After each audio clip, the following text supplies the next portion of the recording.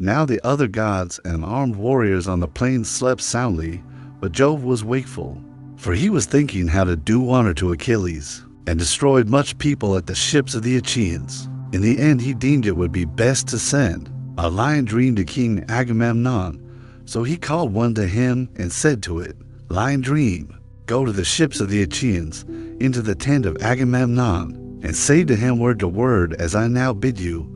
Tell him to get the Achaeans instantly under arms, for he shall take Troy. There are no longer divided counsels among the gods. Juno has brought them to her own mind, and woe betides the Trojans."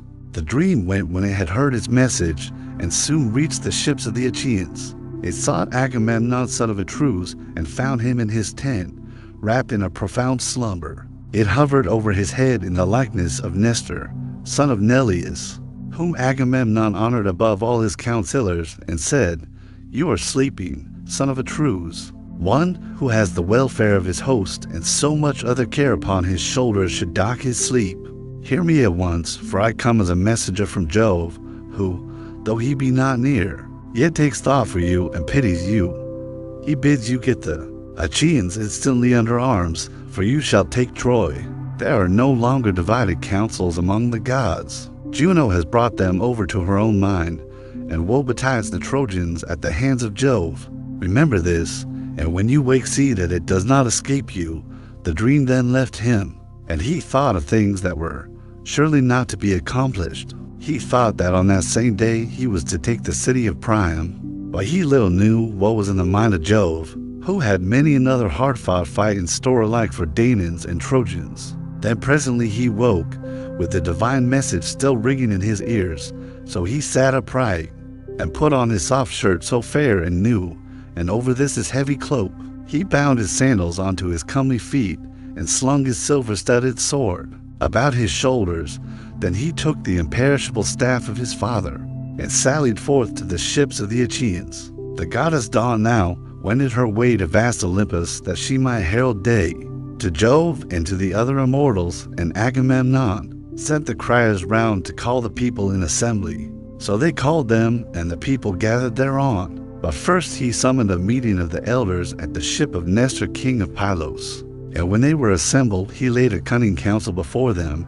"My friends," said he, "I have had a dream from heaven in the dead of night, and its face and figure resembled none but Nestor's. It hovered over my head and said, 'You are sleeping, son of Atreus. One who has the welfare of his host and so much other care upon his shoulders should dock his sleep. Hear me at once, for I am a messenger from Jove, who, though he be not near, yet takes thought for you and pities you. He bids you get the Achaeans instantly under arms, for you shall take Troy. There are no longer divided counsels among the gods. Juno has brought them over to her own mind, and woe betides the Trojans at the hands of Jove. Remember this." The dream then vanished, and I awoke. Let us now, therefore, arm the sons of the Achaeans. But it will be well that I should first sound them, and to this end I will tell them to fly with their ships. But do you others go about among the host and prevent their doing so." He then sat down, and Nestor the prince of Pylos with all sincerity and goodwill addressed them thus. "My friends," said he, "princes and counselors of the Argives, if any other man of the Achaeans had told us of this dream, we should have declared it false, and would have had nothing to do with it. But he who has seen it is the foremost man among us. We must therefore set about getting the people under arms." With this he led the way from the assembly, and the other sceptred kings rose with him in obedience to the word of Agamemnon. But the people pressed forward to hear. They swarmed like bees that sally from some hollow cave and flit in countless, thronged among the spring flowers, bunched in knots and clusters. Even so did the mighty multitude pour from ships and tents to the assembly, and ranged themselves upon the wide-watered shore, while among them ran wildfire Rumor, messenger of Jove, urging them ever to the fore. Thus they gathered in a pell-mell of mad confusion, and the earth groaned under the tramp of men as the people sought their places. 9 heralds went crying about among them to stay their tumult, and bid them listen to the kings, till at last they were got into their several places and ceased their clamor. Then King Agamemnon rose, holding his scepter. This was the work of Vulcan, who gave it to Jove the son of Saturn. Jove gave it to Mercury, slayer of Argus, guide and guardian. King Mercury gave it to Pelops, the mighty charioteer, and Pelops to Atreus, shepherd of his people. Atreus, when he died, left it to Thais, rich in flocks, and Thais in his turn left it to be borne by Agamemnon, that he might be lord of all Argos and of the Isles, leaning, then, on his scepter. He addressed the Argives, my friends, he said, heroes, servants of Mars, the hand of heaven has been laid heavily upon me. Cruel Jove gave me his solemn promise that I should sack the city of Priam before returning. But he has played me false, and is now bidding me go ingloriously back to Argos with the loss of much people. Such is the will of Jove, who has laid many a proud city in the dust, as he will yet lay others, for his power is above all. It will be a sorry tale hereafter that an Achaean host, at once so great and valiant, battled in vain against men fewer in number than themselves. But as yet, the end is not in sight. Think that the Achaeans and Trojans have sworn to a solemn covenant, and that they have each been numbered, the Trojans by the roll of their householders, and we by companies of 10. Think further that each of our companies desired to have a Trojan householder to pour out their wine. We are so greatly more in number that full many a company would have to go without its cupbearer, but they have in the town allies from other places, and it is these that hinder me from being able to sack the rich city of Iliad. 9 of Jove years are gone, the timbers of our ships have rotted, their tackling is sound no longer. Our wives and little ones at home look anxiously for our coming, but the work that we came hither to do has not been done. Now, therefore, let us all do as I say, let us sail back to our own land, for we shall not take Troy. With these words he moved the hearts of the multitude, so many of them as knew not the cunning counsel of Agamemnon. They searched to and fro, like the waves of the Achaean sea, when the east and south winds break from heaven's clouds to lash them, or as when the west wind sweeps over a field of corn and the ears bow beneath the blast. Even so were they swayed as they flew with loud cries towards the ships, and the dust from under their feet rose heavenward. They cheered each other on to draw the ships into the sea. They cleared the channels in front of them. They began taking away the staves from underneath them, and the welkin rang with their glad cries. So eager were they to return. Then surely the Argives would have returned after a fashion that was not fated. But Juno said to Minerva, alas, daughter of Aegis-bearing Jove, unweariable, shall the Argives fly home to their own land over the broad sea, and leave Priam and the Trojans the glory of still keeping Helen, for whose sake so many of the Achaeans have died at Troy, far from their homes. Go about at once among the host, and speak fairly to them, man by man, that they draw not their ships into the sea. Minerva was not slack to do her bidding. Down she darted from the topmost summits of Olympus, and in a moment she was at the ships of the Achaeans. There she found Ulysses, peer of Jove in council, standing alone. He had not as yet laid a hand upon his ship, for he was grieved and sorry. So she went close up to him and said, Ulysses, noble son of Larts, are you going to fling yourselves into your ships and be off home to your own land in this way? Will you leave Priam and the Trojans the glory of still keeping Helen, for whose sake so many of the Achaeans have died at Troy, far from their homes? Go about at once among the host, and speak fairly to them, man by man, that they draw not their ships into the sea. Ulysses knew the voice as that of the goddess.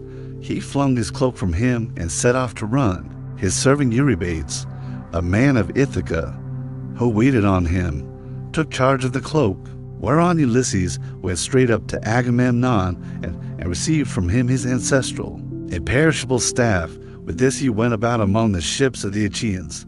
Whenever he met a king or chieftain, he stood by him and spoke him fairly. Sir, said he, this flight is cowardly and unworthy. Stand to your post, and bid your people also keep their places. You do not yet know the full mind of Agamemnon.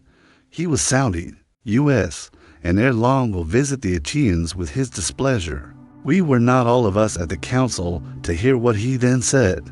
See to it lest he be angry and do us a mischief, for the pride of kings is great, and the hand of Jove is with them.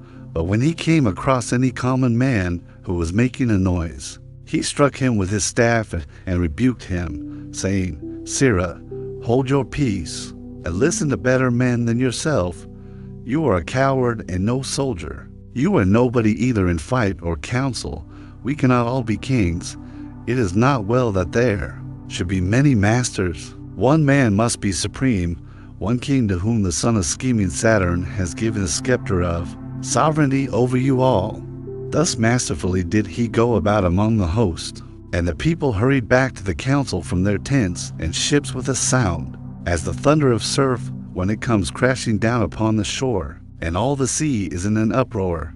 The rest now took their seats and kept to their own several places.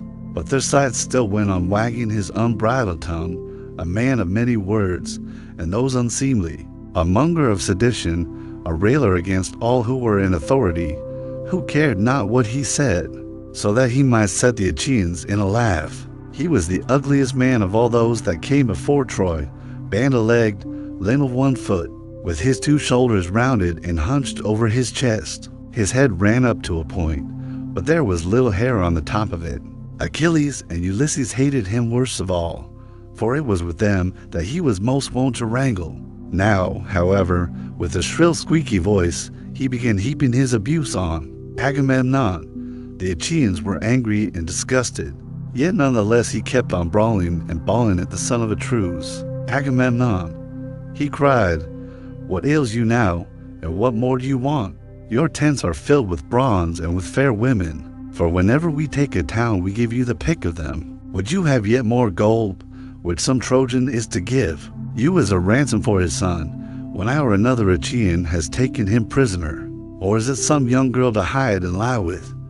It is not well that you, the ruler of the Achaeans, should bring them into such misery. Weakling cowards, women rather than men, let us sail home, and leave this fellow here at Troy to stew in his own meeds of honor, and discover whether we were of any service to him or no. Achilles is a much better man than he is, and see how he has treated him, robbing him of his prize and keeping it himself.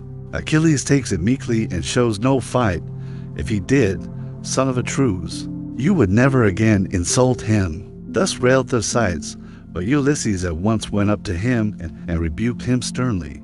Check your glib tongue, Thersites, said he, and babble not a word further. Chide not with princes when you have none to back you. There is no viler creature come before Troy with the sons of Atreus.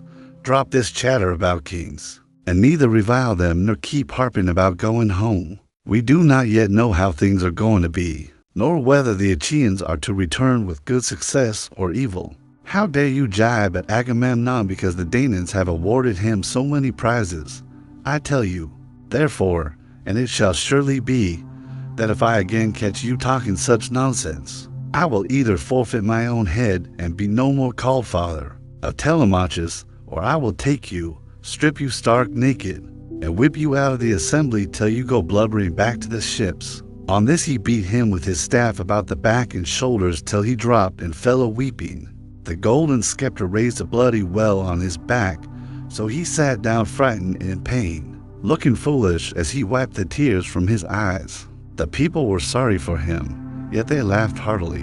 And one would turn to his neighbor saying, Ulysses has done many a good thing ere now in fight and council, but he never did the Argives a better turn than when he stopped this fellow's mouth from prating further. He will give the kings no more of his insolence. Thus said the people.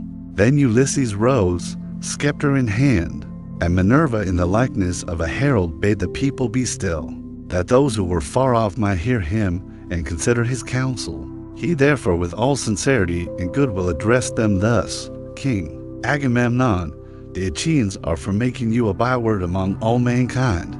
They forget the promise they made you when they set out from Argos, that you should not return till you had sacked the town of Troy, and, like children or widowed women, they murmur and would set off homeward. True it is that they have had toil enough to be disheartened. A man chafes at having to stay away from his wife even for a single month when he is on shipboard. at the mercy of wind and sea, but it is now 9 long years that we have been kept here. I cannot, therefore, blame the Achaeans if they turn restive. Still we shall be shamed if we go home empty after so long a stay. Therefore, my friends, be patient yet a little longer, that we may learn whether the prophesyings of Calchas were false or true. All who have not since perished must remember, as though it were yesterday or the day before, how the ships of the Achaeans were detained in Aulis while we were on our way hither, to make war on Priam and the Trojans. We were ranged round about a fountain, offering hecatombs to the gods upon their holy altars. And there was a fine plane tree, from beneath which there welled a stream of pure water. Then we saw a prodigy, for Jove sent a fearful serpent out of the ground, with blood-red stains upon its back, and it darted from under the altar onto the plane tree. Now there was a brood of young sparrows, quite small, upon the topmost bough, peeping out from under the leaves, 8 in all, and their mother that hatched them made 9. The serpent ate the poor cheeping things, while the old bird flew about, lamenting her little ones. But the serpent threw his coils about her, and caught her by the wing as she was screaming. Then, when he had eaten both the sparrow and her young, the god who had sent him made him become a sign. For the son of scheming Saturn turned him into stone. And we stood there wondering at that which had come to pass, seeing then that such a fearful portent had broken in upon our hecatombs. Calchas forthwith declared to us the oracles of heaven. Why, Achaeans, said he, are you thus speechless? Jove has sent us this sign, long in coming, and long ere it be fulfilled, though its fame shall last forever. As the serpent ate the 8 fledglings, and the sparrow that hatched them, which makes 9, so shall we fight 9 years at Troy, but in the 10th shall take the town. This was what he said, and now it is all coming true. Stay here, therefore, all of you, till we take the city of Priam. On this the Argives raised a shout, till the ships rang again with the uproar. Nestor, Nanagerine, then addressed them. Shame on you, he cried, to stay talking here like children, when you should fight like men. Where are our covenants now, and where the oaths that we have taken? Shall our counsels be flung into the fire, with our drink offerings and the right hands of fellowship wherein we have put our trust? We waste our time in words, and for all our talking here shall be no further forward.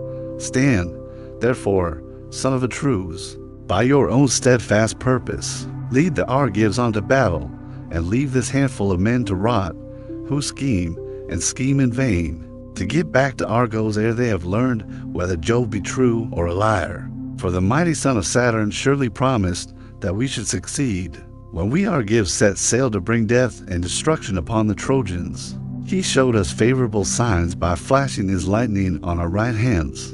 Therefore let none make haste to go till he is first lain with the wife of some Trojan, and avenge the toil and sorrow that he has suffered for the sake of Helen. Nevertheless, if any man is in such haste to be at home again, let him lay his hand to his ship, that he may meet his doom in the sight of all. But, O king, consider and give ear to my counsel. For the word that I say may not be neglected lightly. Divide your men, Agamemnon, into their several tribes and clans, that clans and tribes may stand by and help one another. If you do this, and if the Achaeans obey you, you will find out who, both chiefs and peoples, are brave, and who are cowards, for they will vie against the other. Thus you shall also learn whether it is through the counsel of heaven or the cowardice of man that you shall fail to take the town. And Agamemnon answered, Nestor, you have again outdone the sons of the Achaeans. In counsel would, by Father Jove, Minerva, and Apollo, that I had among them 10 more such counselors. For the city of King Priam would then soon fall beneath our hands, and we should sack it. But the son of Saturn afflicts me with bootless wranglings and strife. Achilles and I are quarreling about this girl, in which matter I was the first to offend. If we can be of one mind again, the Trojans will not stave off destruction for a day. Now, therefore, get your morning meal, that our hosts join in fight. Whet well your spears, see well to the ordering of your shields, give good feeds to your horses, and look your chariots carefully over, that we may do battle the livelong day. For we shall have no rest, not for a moment, till night falls to part us. The bands that bear your shields shall be wet with the sweat upon your shoulders. Your hands shall weary upon your spears, your horses shall steam in front of your chariots. And if I see any man shirking the fight, or trying to keep out of it, at the ships there shall be no help for him, but he shall be a prey to dogs and vultures. Thus he spoke, and the Achaeans roared applause, as when the waves run high before the blast of the south wind and break on some lofty headland, dashing against it and buffeting it without ceasing, as the storms from every quarter drive them. Even so did the Achaeans rise and hurry in all directions to their ships. There they lighted their fires at their tents and got dinner, offering sacrifice every man to one or other of the gods, and praying each one of them that he might live to come out of the fight. Agamemnon, king of men, sacrificed a fat 5-year-old bull to the mighty son of Saturn, and invited the princes and elders of his host. First he asked Nestor and King Idomeneus, then the 2 Ajaxes and the son of Tydeus, and sixthly Ulysses, peer of gods in council. But Menelaus came of his own accord, for he knew how busy his brother then was. They stood round the bull with the barley meal in their hands, and Agamemnon prayed, saying, Jove, most glorious, supreme, that dwellest in heaven and riddest upon the storm cloud, grant that the sun may not go down, nor the night fall, till the palace of Priam is laid low, and its gates are consumed with fire. Grant that my sword may pierce the shirt of Hector about his heart, and that full many of his comrades may bite the dust as they fall dying round him. Thus he prayed, but the son of Saturn would not fulfill his prayer. He accepted the sacrifice, yet nonetheless increased their toil continually. When they had done praying and sprinkling the barley meal upon the victim, they drew back its head, killed it, and then flayed it. They cut out the thigh bones, wrapped them round in 2 layers of fat, and set pieces of raw meat on the top of them. These they burned upon the split logs of firewood, but they spitted the inward meats and held them in the flames to cook.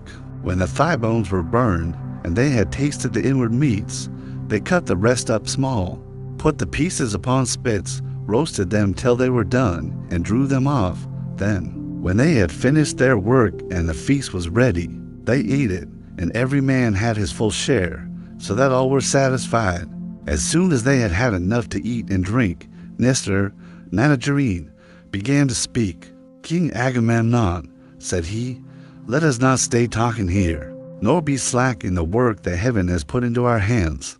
Let the heralds summon the people to gather at their several ships. We will then go about among the host, that we may begin fighting at once. Thus did he speak, and Agamemnon heeded his words. He at once sent the criers round to call the people in assembly, so they called them, and the people gathered thereon. The chiefs about the son of Atreus chose their men and marshaled them, while Minerva went among them holding her priceless aegis that knows neither age nor death. From it there waved 100 tassels of pure gold, all deftly woven, and each one of them worth 100 oxen. With this she darted furiously everywhere among the hosts of the Achaeans, urging them forward, and putting courage into the heart of each, so that he might fight and do battle without ceasing. Thus war became sweeter in their eyes even than returning home in their ships, as when some great forest fire is raging upon a mountain top, and its light is seen afar. Even so, as they marched, the gleam of their armor flashed up into the firmament of heaven. They were like great flocks of geese, or cranes, or swans on a plain about the waters of Castor, that winged their way hither and thither, glorying in the pride of flight, and crying as they settled till the fen is alive with their screaming. Even thus did their tribes pour from ships and tents onto the plain of the Scamander, and the ground rang as brass under the feet of men and horses. They stood as thick upon the flower-bespangled field as leaves that bloom in summer, as countless swarms of flies buzz around a herdsman's homestead in the time of spring, when the pails are drenched with milk. Even so did the Achaeans swarm on to the plain to charge the Trojans and destroy them. The chiefs disposed their men this way and that before the fight began, drafting them out as easily as goatherds draft their flocks when they have got mixed while feeding. And among them went King Agamemnon, with a head and face like Jove the Lord of Thunder, a waist like Mars, and a chest like that of Neptune, as some great bull that lords it over the herds upon the plain. Even so did Jove make the son of Atreus stand peerless among the multitude of heroes. And now, O Muses, dwellers in the mansions of Olympus, tell me, for you are goddesses and are in all places, so that you see all things, while we know nothing but by report, who were the chiefs and princes of the Danaans. As for the common soldiers, they were so that I could not name every single one of them, though I had 10 tongues, and though my voice failed not, and my heart were of bronze within me, unless you, O Olympian Muses, daughters of Aegis-bearing Jove, were to recount them to me. Nevertheless, I will tell the captains of the ships and all the fleet together, Peneleos, Letus, Arses, Alaus, Prothonor, and Clonius were captains of the Boeotians. These were they that dwelt in Hyria and rocky Aulis, and who held Schonis, Scolis, and the highlands of Edionis, with Thespeia, Graia, and the fair city of Mycalessus. They also held Harma, Elysium, and Erythrae, and they had Elian, Hyle, and Pedian, Ocalia, and the strong fortress of Median, Copi, Eutrosis, and this be the haunt of doves, Coronea, and the pastures of Haliartus, Plataea and Glesis, the fortress of Thebes the less, holy Onchestus with its famous grove of Neptune, Arn rich in vineyards, Media, sacred Nisa, and Antidon. Upon the sea, from these there came 50 ships, and in each there were 120 young men of the Boeotians. Ascalaphus and Ealmenus, sons of Mars, led the people that dwelt in Aspledon and Orchomenus the realm of Minyas. Astyac, a noble maiden, bore them in the house of Actor son of Azaeus. For she had gone with Mars secretly into an upper chamber, and he had lain with her. With these there came 30 ships. The Phocians were led by Schedius and Epistrophus, sons of mighty Aphitus the son of Naubolus. These were they that held Cypressus, rocky Pytho, holy Crisa, Dolus, and Panopeus. They also that dwelt in Anamoria and Hyampolis, and about the waters of the river Cephissus, and Lilia by the springs of the Cephissus. With their chieftains came 40 ships, and they marshaled the forces of the Phocians, which were stationed next to the Boeotians on their left. Ajax, the fleet son of Oileus, commanded the Locrians. He was not so great, nor nearly so great, as Ajax the son of Telamon. He was a little man, and his breastplate was made of linen. But in use of the spear he excelled all the Hellenes and the Achaeans. These dwelt in Sinis, Opus, Calurus, Bessa, Scarphi, Phaeragi, Tarph, and Thronium about the river Bogrius. With him there came 40 ships of the Locrians who dwelled beyond Euboea. The fierce Abanes held Euboea with its cities, Chalcis, Eretria, Histia rich in vines, Cerinthus upon the sea, and the rock-perched town of Dium. With them were also the men of Carystus and Styra. Elephaner of the race of Mars was in command of these. He was son of Chalcedon, and chief over all the Abanes. With him they came, fleet of foot and wearing their hair long behind, brave warriors, who would ever strive to tear open the corselets of their foes with their long ashen spears.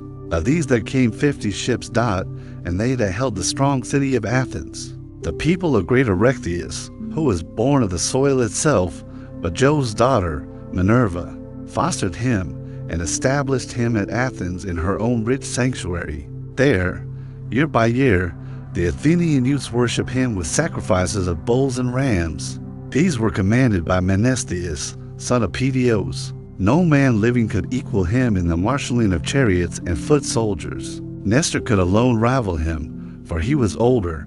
With him there came 50 ships. Ajax brought 12 ships from Salamis and stationed them alongside those of the Athenians. The men of Argos, again, and those who held the walls of Turns, with Hermione and the scene upon the Gulf, Trojan, Ione, and the vineyard lands of Epidaurus. The Achaean youths, moreover, who came from Aegina and Masus. These were led by Diomed of the loud battle cry, and Sthenelus son of famed Calpurnius. With them in command was Euryalus, son of King Mecisteus, son of Talaus. But Diomed was chief over them all. With these there came 80 ships, those who held the strong city of Mycenae, rich Corinth and Cleone, Ornea, Rethyria, and Lycian, where Drastus reigned of old, Hyperesia, Hygonoessa, and Pellene, Aegeum, and all the coastland round about Hellas. These sent 100 ships under the command of King Agamemnon, son of Atreus. His force was far both finest and most numerous, and in their midst was the king himself, all glorious in his armor of gleaming bronze, foremost among the heroes. For he was the greatest king, and had most men under him, and those that dwelt in Lacedaemon, lying low among the hills, Pharis, Sparta, with Mess the haunt of doves, Brescia, Auge, Amyclae, and Helos upon the sea, Las, moreover, and Odysseus. These were led by Menelaus of the loud battle cry, brother to Agamemnon, and of them there were 60 ships, drawn up apart from the others.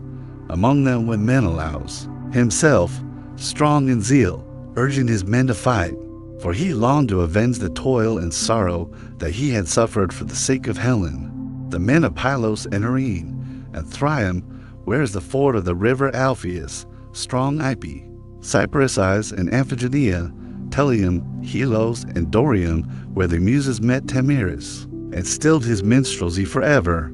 He was returning from Oechalia, where Eurytus lived and reigned, and boasted that he would surpass even the Muses, daughters of Aegis-bearing Jove, if they should sing against him, whereon they were angry, and maimed him. They robbed him of his divine power of song, and thenceforth he could strike the lyre no more. These were commanded by Nestor, Nidagerine, and with him there came 90 ships, and those that held Arcadia, under the high mountain of Cyllene, near the tomb of Epetus, where the people fight hand to hand, the men of Pheneus also, and Orchomenus rich in flocks of Rippi, Strati, and Bleakinispi, of Tegia and fair Mantinea, of Stymphalus and Parasia. Of these King Agapenor son of Ancaeus was commander, and they had 60 ships. Many Arcadians, good soldiers, came in each one of them, but Agamemnon found them the ships in which to cross the sea, for they were not a people that occupied their business upon the waters. The men, moreover, of Buprasium and of Elis, so much of it as is enclosed between Hermon, Myrsinus upon the seashore, the rock Olin in Elysium. These had for leaders, and each of them had 10 ships, with many Epeans on board. Their captains were Amphimachus and Thalpius, the one, son of Ctetus, and the other, of Eurytus, both of the race of Actor. The two others were Diores, son of Amarensis, and Polixenus, son of King Agasthenes, son of Auges, and those of Dulichium with the sacred Achaean islands, who dwelt beyond the sea off Elis. These were led by Meges, peer of Mars, and the son of valiant Phyleus, dear to Jove, who quarreled with his father, and went to settle in Dulichium. With him there came 40 ships. Ulysses led the brave Cephalenians, who held Ithaca, Neridum, with its forests, Crocyle, rugged Aegyptus, Samos, and Zacynthus, with the mainland also that was over against the islands. These were led by Ulysses, peer of Jove in council, and with him there came 12 ships. Thoas, son of Andramon, commanded the Aetolians, who dwelt in Pleuron, Aulinus, Pylene, Chalcis by the sea, and rocky Calydon, for the great king Aeneas had now no sons living, and was himself dead, as was also golden-haired Meleager, who had been set over the Aetolians to be their king. And with Thoas there came 40 ships. The famous spearsman Idomeneus led the Cretans, who held Cyanesus and the well-walled city of Gordes, Lyctus also, Miletus and Lycustus that lies upon the chalk, the populous towns of Festus and Rhydium, with the other peoples that dwelt in the 100 cities of Crete. All these were led by Idomeneus, and by Meriones, peer of murderous Mars, and with these there came 80 ships. Tlepolemus, son of Hercules, a man both brave and large of stature, brought 9 ships of lordly warriors from Rhodes. These dwelt in Rhodes, which is divided among the 3 cities of Lindus, Elissus, and Camairis, that lies upon the chalk. These were commanded by Tlepolemus, son of Hercules, by Astyagia, whom he had carried out from Ephyra on the river Selais, after sacking many cities of valiant warriors.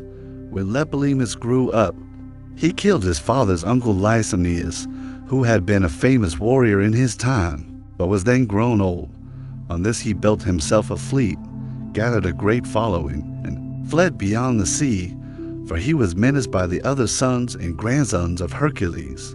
After a voyage, during which he suffered great hardship, he came to Rhodes, where the people divided into 3 communities according to their tribes, and were dearly loved by Jove, the Lord of gods and men. Wherefore the son of Saturn showered down great riches upon them, and Nereus brought 3 ships from Syme, Nereus, who was the handsomest man that came up under Iliad of all the Danaans after the son of Peleus.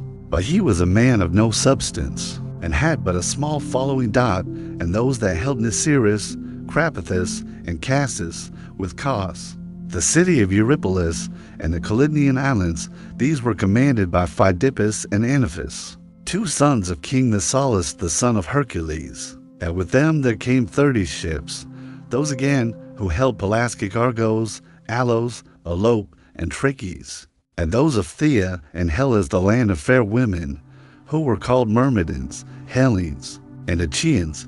These had 50 ships, over which Achilles was in command. But they now took no part in the war, inasmuch as there was no one to marshal them. For Achilles stayed by his ships, furious about the loss of the girl Briseis, whom he had taken from Lyrnessus at his own great peril, when he had sacked Lyrnessus and Thebe, and had overthrown Mines and Epistrophus, sons of King Evener, son of Seleucus. For her sake Achilles was still grieving, but ere long he was again to join them. And those that held Phyllis and the flowery meadows of Pyrrhus, sanctuary of Ceres, Iton, the mother of sheep, Antrim upon the sea, and Telium that lies upon the grass lands. Of these brave Protesilaus had been captain while he was yet alive, but he was now lying under the earth. He had left a wife behind him in Phyllis to tear her cheeks in sorrow, and his house was only half finished, for he was slain by a Dardanian warrior while leaping foremost of the Achaeans upon the soil of Troy. Still, though his people mourned their chieftain, they were not without a leader, for Podarces of the race of Mars marshaled them. He was son of Iphiclus, rich in sheep, who was the son of Phylacus, and he was own brother to Protesilaus, only younger, Protesilaus being at once the elder and the more valiant. So the people were not without a leader, though they mourned him whom they had lost. With him there came 40 ships dot, and those that held Pherae by the Boeotian lake, with Bobi, Glaphyrae, and the populous city of Iolcus. These with their 11 ships were led by Eumelus, son of Admetus, whom Alcestis bore to him, loveliest of the daughters of Peleus, and those that held Methone and Dalmatia, with Melibea and rugged Alazon. These were led by the skillful archer Philoctetes, and they had 7 ships, each with 50 oarsmen, all of them good archers. But Philoctetes was lying in great pain in the island of Lemnos, where the sons of the Achaeans left him, for he had been bitten by a poisonous water snake. There he lay sick and sorry, and full soon did the Argives come to miss him. But his people, though they felt his loss, were now leaderless, for Medon, the bastard son of Oileus by Rhene, set them in array, those again of Tricca and the Stony, region of Ithome, and they that held Ochelia, the city of Ochalian Eurytus. These were commanded by the 2 sons of Aesculapius, skilled in the art of healing, Podalirius and Machaon. And with them there came 30 ships dot the men, moreover, of Ormenius, and by the fountain of Hyperea, with those that held Asterius, and the white crest of Titanus. These were led by Eurypylus, the son of Euaemon, and with them there came 40 ships, those that held Argissa and Jerdon, or Bellone, and the white city of Olucin. Of these brave Polypotes was leader. He was son of Pirithous, who was son of Jove himself, for Hippodamia bore him to Pirithous on the day when he took his revenge on the shaggy mountain savages, and drove them from Mt. Pelion to the Aethuses. But Polypotes was not sole in command, for with him was Leontois of the race of Mars, who was son of Coronis, the son of Canius. And with these there came 40 ships, Gunnius brought to, and 20 ships from Cyphus. and he was followed by the Aeneas and the valiant Parabi, who dwelt about wintry Dodona, and held the lands around the lovely river Titaresius, which sends its waters into the Peneus. They do not mingle with the silver eddies of the Peneus, but flow on the top of them like oil. For the Titaresius is a branch of dread Orcus and of the river Styx, of the Magnates. Proudhouse son of Tenthredon was commander. They were they that dwelt about the river Peneus and Mt. Pelion. Proudhouse, fleet of foot, was their leader, and with him there came 40 ships. Such were the chiefs and princes of the Danaans, who then, O Muse, was the foremost, whether man or horse, among those that followed after the sons of Atreus. Of the horses, those of the son of Pheres were by far the finest. They were driven by Eumelus, and were as fleet as birds. They were of the same age and color, and perfectly matched in height. Apollo, of the silver bow, had bred them in Perea, both of them mares, and terrible as Mars in battle.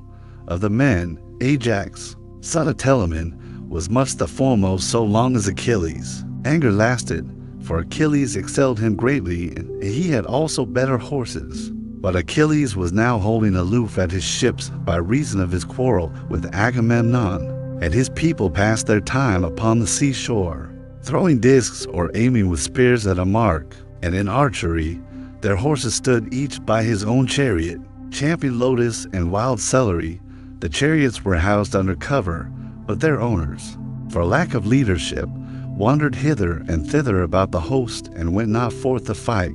Thus marched the host like a consuming fire, and the earth groaned beneath them when the Lord of thunder is angry, and lashes the land about Typhus among the Arimi, where they say Typhus lies. Even so did the earth groan beneath them as they sped over the plain. And now Iris, fleet as the wind, was sent by Jove to tell the bad news among the Trojans. They were gathered in assembly, old and young, at Priam's gates, and Iris came close up to Priam, speaking with the voice of Priam's son Polites, who, being fleet of foot, was stationed as watchman for the Trojans on the tomb of old Alcides, to look out for any sally of the Achaeans. In his likeness Iris spoke, saying, Old man, you talk idly, as in time of peace, while war is at hand. I have been in many a battle, but never yet saw such a host as is now advancing. They are crossing the plain to attack the city as thick as leaves or as the sands of the sea. Hector, I charge you above all others, do as I say. There are many allies dispersed about the city of Priam from distant places, and speaking divers tongues. Therefore, let each chief give orders to his own people, setting them severally in array and leading them forth to battle. Thus she spoke, but Hector knew that it was the goddess, and at once broke up the assembly. The men flew to arms. All the gates were opened, and the people thronged through them, horse and foot, with the tramp as of a great multitude. Now there is a high mound before the city, rising by itself upon the plain. Men call it Batia, but the gods know that it is the tomb of light Myrene. Here the Trojans and their allies divided their forces. Priam's son, great Hector of the gleaming helmet, commanded the Trojans, and with him were arrayed by far the greater number and most valiant of those who were longing for the fray. The Dardanians were led by brave Aeneas, whom Venus bore 2 Anchises, when she, goddess though she was, had lain with him upon the mountain slopes of Ida. He was not alone, for with him were the 2 sons of Antenor, Archilochus and Acamas, both skilled in all the arts of war, they that dwelt in Telia under the lowest spurs of Mt. Ida, men of substance, who drink the limpid waters of the Aesepus and are of Trojan blood.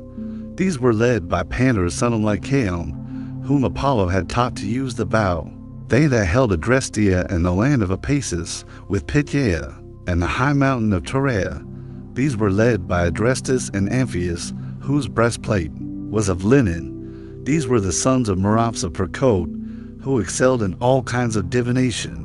He told them not to take part in the war, but they gave him no heed, for fate lured them to destruction. They that dwelt about Percote and Praxis with Sestos, Abydos, and Arisp. These were led by Asius, son of Hyrtacus, a brave commander. Asius, the son of Hyrtacus, whom his powerful dark-based steeds of the breed that comes from the river Selais, had brought from Merisp. Hippothous led the tribes of Pelasgian spearsmen, who dwelt in fertile Larissa, Hippothous and Pylades of the race of Mars, two sons of the Pelasgian Lethus, son of Tutamus. Acamas and the warrior Pyrrhus commanded the Thracians, and those that came from beyond the mighty stream of the Hellespont. Euphemus, son of Trojanus, the son of Ceos, was captain of the Ciconian spearsmen. Peresians led the Paeonian archers from distant Amydon by the broad waters of the river Axius, the fairest that flow upon the earth. The Paphlagonians were commanded by stout-hearted Pylaemenes from Enete, where the mules run wild in herds. These were they that held Cytorus and the country round Sesamus, with the cities by the river Parthenius, Cromna, Aegilis, and loftier Athene. Odius and Epistrophus were captains over the Halizoni from distant Olib, where there are mines of silver. Chromis and Ennomus the augur led the Mysians, but his skill in augury availed not to save him from destruction, for he fell by the hand of the fleet descendant of Aeacus in the river, where he slew others also of the Trojans, Phorcys. Again, and noble Ascanius led the Phrygians from the far country of Ascania, and both were eager for the fray. Messals and Anaphis commanded the Meonians, sons of Telemedes, born to him of the Gygaean lake. These led the Meonians, who dwelt under Mt. Tmolus. Nas led the Carians, men of a strange speech. These held Miletus and the wooded mountain of Thyrs, with the water of the river Meander and the lofty crest of Mt. Michael. These were commanded by Nas and Amphimachus, the brave sons of Nomion. He came into the fight with gold about him, like a girl, fool that he was. His gold was of no avail to save him, for he fell in the river by the hand of the fleet descendant of Aeacus. And Achilles bore away his gold. Sarpedon and Glaucus led the Lycians from their distant land by the eddying waters of the Xanthus.